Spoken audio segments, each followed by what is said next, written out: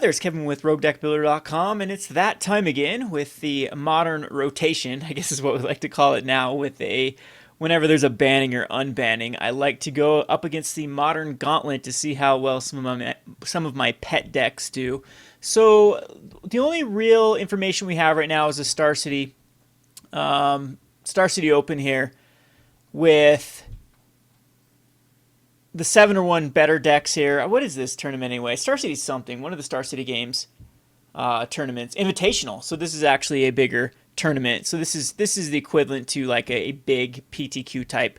Not quite like a Grand Prix and definitely not a Pro Tour, but there's definitely some higher caliber players that play at these.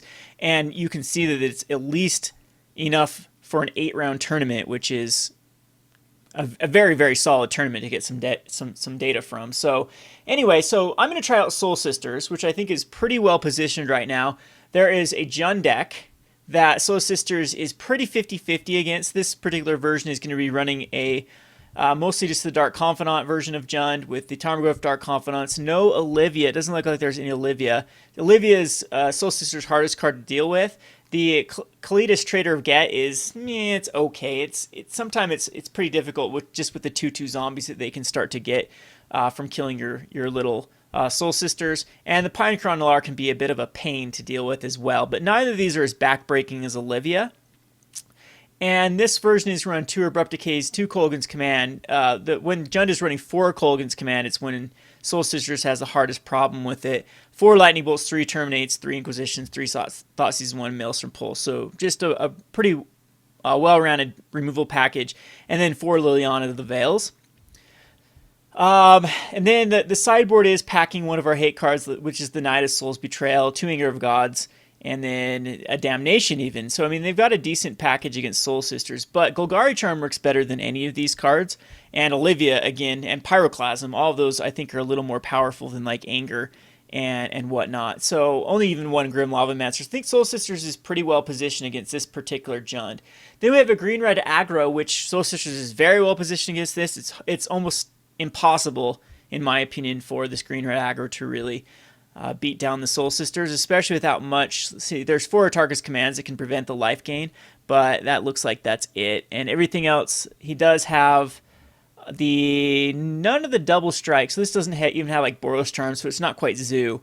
And usually that's the only way you lose is like when something gets both Gore-Clan Rampaged and Boros Charmed in the same turn, and you just take too much damage. But I'll show you the current build in a second for the Soul Sisters. So we have an Eldrazi Tron, which with Karn Liberated and Ugin are still, this is a very, very problematic matchup for Tron. But actually I think Wormcoil Engine's harder to beat than this little version because you can come out of the gate swinging with Soul Sisters, and a lot of times you'll get above the Kozilek's Return with the Ajani's Pridemates, and then the Stony Silences still do a good job of shutting down this particular Tron with the Chromatic Spheres and Chromatic Stars, Expedition Maps, Oblivion Stone. So they're using Oblivion Stone as their main removal with the Kozilek's Return. So I think we can steal some games that Wormcoil traditionally used to stabilize. We still have to race the Karn and the Ugin, but they won't have a way to go like Karn, Ugin, and then into the Eye of Ugin, and then eventually just win the game with finding more steam. So this is still going to be a tough matchup, but I'm going to go out on a limb and say this is a lot easier. World Breaker's a lot easier to deal with than the traditional Tron that we've been used to for the last like 2 years. Scape Shift. All right, so Scape Shift means that we need to prepare for Scape Shift. I'll show you the build in Soul Sisters that I like to use versus Scape Shift. This is also a Prismatic Omen list, Omen list, which I do think that we have some hate for. This is why I'm going to bring back in Sundering Growth, specifically for Scape Shift, but also it does deal with the Thopter, sort of the Meek combo. Then we have Tribal Zoo. This is another version of Zoo that's pretty easy for us to deal with. I think it's actually one of the easiest one to deal with Geists. Geists are pretty much a joke versus Soul Sisters. They just give you so much life, and the guys can never really attack in very well to the Soul Sisters. All the removal are going to be red except for the Path to Exile. So it's Auriok Champion's time to shine again in the format. And then we have a burn, which this is what Soul Sister loves the most. And another burn. So Burn, Zoo, and Green Red Aggro are very similar on how they attack the board. Then we have a Bant Company, which Soul Sisters is about 50-50 against. This particular version of Bant Company does seem to be the heavy voice of Resurgence, so it's actually it's a lot easier than more an all-in strategy that tries to, or is this not even trying to assemble a combo here? We just have the Kitchen Finks. Yeah, I don't see the combo. It's just a value Bant deck. Yeah, this should be very easy. Oh, never mind. This is Knight. This is Knight combo, which one Path to Exile actually shuts it down pretty good. This guy's actually using Declaration of Stone in here instead of a Path to Exile. One of two Declaration of Stone and two Path to Exile, which now Soul Sisters does have access to Declaration of in Stone. I don't quite like it in Modern. I don't think that any removal sorcery speed has much merit in the format. You need instant speed. Even with Twin out of the way, I think that the format still pretty much demands instant speed answers. Then we have another Zoo. So you can see Soul Sisters would have been amazing, at least if it were to squeak in here at the top 8 or get the 7-1 list. It would have done phenomenal against these type of decks. And then we have Abzan. This particular version of Abzan is another, I would say, very easy version for Soul Sisters. We have the Siege Rhinos, which aren't too hard for Soul Sisters to deal with. Scavenging Ooze is actually a pain. And the Goyce, which the Goyce start getting outclassed by Ajani's Pridemates, and Tassler can be annoying by cycling through some cards in their graveyard to recast, but Liliana's usually not a problem for Soul Sisters. Neither is Sorin. Sorin is their way of stabilizing, and it's not a good plan versus Soul Sisters to try to go to the late game. We'll begin to outclass them, and they do have cards like Lingering Souls and Painful Truce and Thoughtseize Inquisition Path. All those are okay, but Soul Sisters can easily stabilize against this type of deck. And in their sideboard, Elspeth would be the difficult. Elspeth, Golgari Charm, Zealous Persecution. These would be the ways they'd get us. Damnation is also in the sideboard for this particular list. All right, so there's a little bit of information for at least the 7-1 decks. I'm very surprised not to see a Thopter deck. Thopter is very powerful. I've played against it a couple of times, and the combo is insanely good. The versions that I've found, the best versions right now would be a Grixis list that is just running tons of cryptic commands, electrolyzes, remands, mana leaks, spell snares, thought seizes, inquisitions, lightning bolts, snapcaster mage. Just the old Grixis delve shell and throwing in the Thopter combo. All you have to do is throw in 5 cards, and it's a very, very legit deck.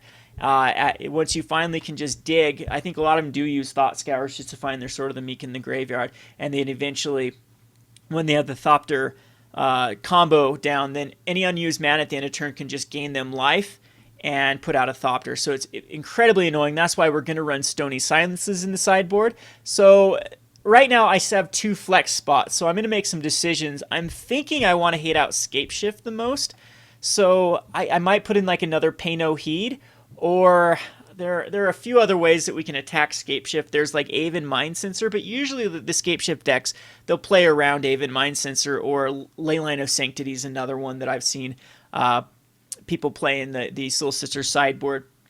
I'm not a huge fan of Leyline of Sanctity. It's good versus 8-rack, but that's about it.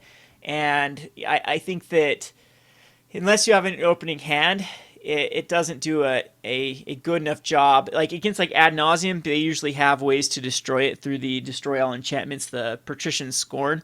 And same thing like any sort of Cryptic Command type deck that's trying to combo off, they just bounce it before they combo off. So it doesn't really protect you against those type of all-in combos. So I did cut the Squadron Hawks. I think that right now is not a Squadron Hawk environment. I think right now is a full package of Auriok Champions, so a heavy Soul Sister package with 4 Auriok Champions and then 7 Soul Sisters and then 3 Martyr of Sands. So Martyr of Sands can get you above the life that Ad Nauseam can do if you get enough. I think you have to sack Martyr and get a little. They can do 38 damage, I believe, with Ad Nauseam.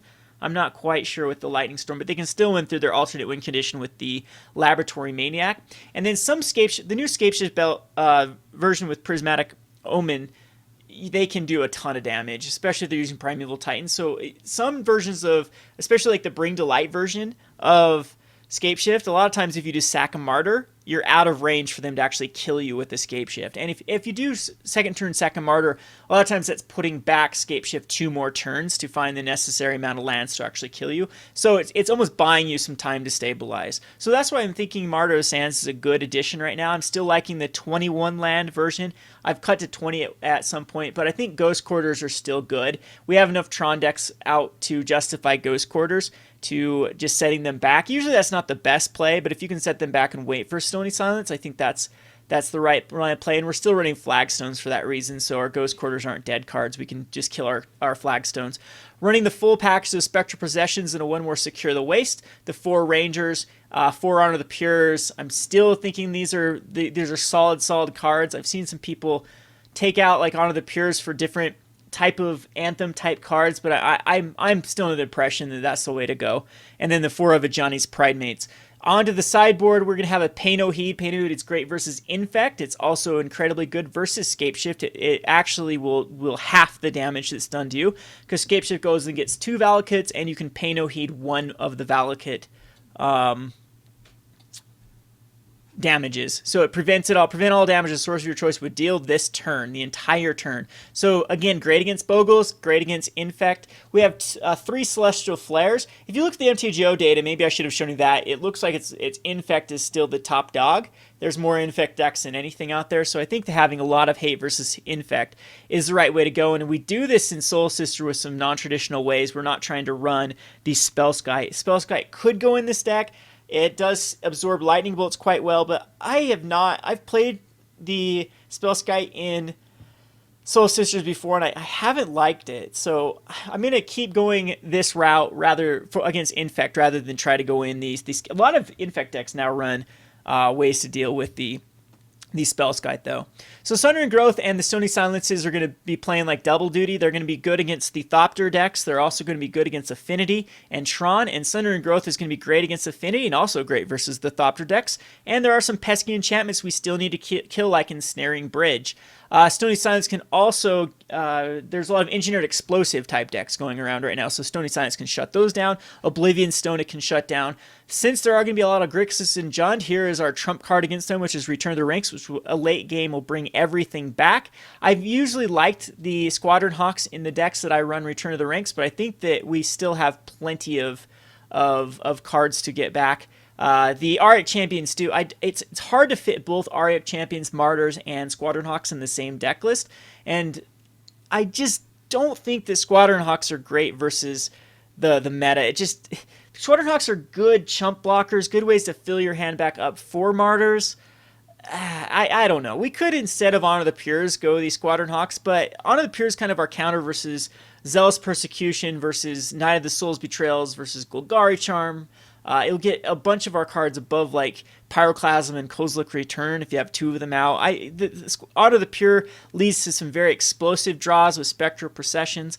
It's going to take a lot for me to cut these cards out of the deck list. So on other cards in the sideboard, we have a 1 of Archangel of Thune. This will bring in versus other mid-range strategies. The Abzan, we'd love to bring in Archangel of Thune. I could justify going in another one, but I probably want to boost up the land count to 23 if I was going to run 1 main board and 1 sideboard. Mark of Asylum still are incredibly good in decks that are trying to do damage trying to kill creature removal via damage. Now Terminate, it used to be versus John, Mark of Asylum, they'd still be able to Abrupt Decay or Maelstrom Pulse, but now with them running a lot of Terminates, I think we'll actually see less Terminates now that Eldrazi isn't as big as it was, as a lot of the earlier removal spells will do as good as the Abrupt Decay.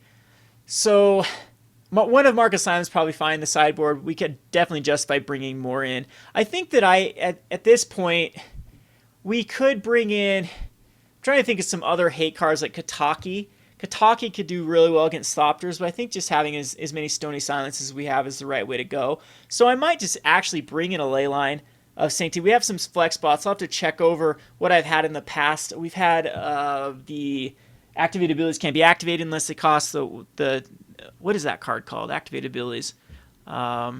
Suppression Field has been in this deck before. We could sometimes I've had like another Secure the Waste in the sideboard, but I think I'm going to go all out on another Pay No Heed in the sideboard. I think it's really, really good against Scape Shift. and possibly just go up to a 4-of package of Stony Silence. I think it's that good right now in the metagame. We could definitely go another Archangel of Thune or another Secure the Waste against those pesky control-based decks, and kind of go from there. Because Secure, again, is very, very good with Honor the Pure. We could easily put in like another Mark of Asylum. I'll have to check back at some lists of Soul Sisters. It's just I'm drawing a blank right now. I'm going to put one more Celestial Flare. I think it's going to come in handy against Bogles. I think Bogles is going to start to see an increase versus the decks that Bogles is just a mess. Like, there's a great deck to run against Thopters. I don't know if Bogles or if Thopters can actually beat like a Bogles deck, because most of the Grixis doesn't have the greatest ability to shut down enchantments. Engineer Explosives, I think, is the best route for them to go. They could run like Damnation, but that's where the Umbras come into play. And yeah, I think that this is fine. We'll run 2 Pay No Heeds, 4 Celestial Flares. We're not going to lose to Infect with this package in the sideboard, or hopefully not lose to it. And it's also pretty decent versus a number of different decks. Even Pay No Heed can be good versus even the affinity type decks. So we're going to go ahead and submit this and try it in a modern league, see how well this little list does, and then we'll make adjustments accordingly. We might have to run some more like Control Hate. We'll have to get creative here to see what that would look like, because I think that the very, very hyper control, I guess hyper is not the word, stubbornly control decks that are using like Gideon or Elspeth as a win condition are going to be a problem, and that means we might need to run like suppression fields or something to slow those planeswalkers down. Anyway, we'll queue this up. This is Kevin with RogueDeckBuilder.com. Thanks for watching.